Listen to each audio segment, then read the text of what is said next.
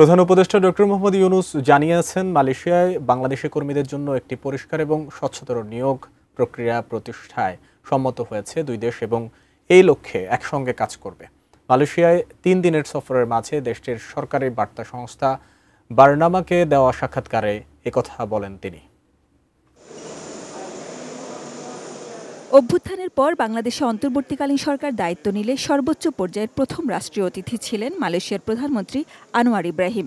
নোবেলজয়ী বন্ধু ডক্টর ইউনূস বাংলাদেশের প্রধান উপদেষ্টা হিসেবে দায়িত্ব নেওয়ার পর উচ্ছ্বসিত ইব্রাহিম ঢাকা সফরে আসেন। সেবারই নিজ দেশে আমন্ত্রণও জানিয়ে যান। সে আমন্ত্রণ রেখে এবার মালয়েশিয়া ডক্টর মোহাম্মদ ইউনূসের 3 দিনের সফর। বার্নামাকে দেয়া সাক্ষাৎকারে ডক্টর মোহাম্মদ ইউনূস বলেন, অভ্যুত্থানের পর রাজনৈতিক অস্থিরতা থেকে উত্তরণের সময়টিতে বাংলাদেশকে বড় ধরনের প্রেরণা জুগিয়েছিল আনোয়ার ইব্রাহিমের সেই সফর। অ্যান্টিব্যাকটেরিয়াল অ্যাডিটিভ যুক্ত সেরা ওয়াটার ট্যাঙ্ক বিশুদ্ধ পানিতে ব্যাকটেরিয়া জন্মাতে দেয় না। মালয়েশিয়ার প্রধানমন্ত্রী আনোয়ার ইব্রাহিমের সঙ্গে দ্বিপাক্ষিক সফরের পর বার্নামাকে দেয়া সাক্ষাৎকারে ডক্টর ইউনূস আরও বলেন, চলতি নিয়োগ প্রক্রিয়ার ত্রুটি দূর করা প্রয়োজন। বিশেষ করে মালয়েশিয়ার সরকারের জন্য কোনো ঝামেলা না করে কিভাবে এগোনো যায় সে সম্পর্কে খুব বিস্তারিত আলোচনা হয়েছে দুই দেশের সরকারের।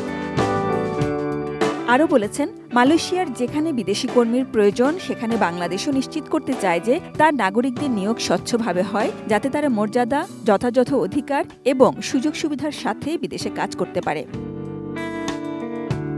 ডক্টর ইউনূস বলেন, মালয়েশিয়া চায় ভালো কর্মী আর বাংলাদেশি কর্মীরা চায় ভালোভাবে কাজ করে জীবিকা নির্বাহ করতে। এ ব্যাপারে বাংলাদেশের সদিচ্ছার কোনো অভাব নেই বলে আশ্বস্ত করেন তিনি। ভুলের জায়গা চিহ্নিত করে সেগুলো দূর করার আশ্বাসও দেন। মালয়েশিয়া স্বরাষ্ট্র মন্ত্রণালয় বাংলাদেশি কর্মীদের জন্য মাল্টিপল এন্ট্রি ভিসা MEV সুবিধা বাস্তবায়ন করেছে। ডক্টর ইউনূসের মালয়েশিয়া সফর দ্বিপাক্ষিক সম্পর্ক আরও জোরদার করবে এবং পারস্পরিক উপকারী ক্ষেত্রগুলোতে সহযোগিতা সম্প্রসারিত করবে বলে বিশ্বাস তার। দক্ষিণ এশিয়ায় মালয়েশিয়ার দ্বিতীয় বৃহত্তম বাণিজ্য অংশীদার ও রপ্তানি গন্তব্য বাংলাদেশ। এর প্রধান রপ্তানি পণ্য হল পেট্রোলিয়ামজাত দ্রব্য, পাম তেল ও রাসায়নিক দ্রব্য, আর আমদানি পণ্য হল টেক্সটাইল, জুতা, পেট্রোলিয়ামজাত দ্রব্য। অন্যদিকে প্রায় 9 লাখ বাংলাদেশি মালয়েশিয়ার নির্মাণ, উৎপাদন, বৃক্ষরোপণ এবং পরিষেবা খাতে সেবা দিচ্ছেন। Sajida Sweety, ATN news, Dhaka.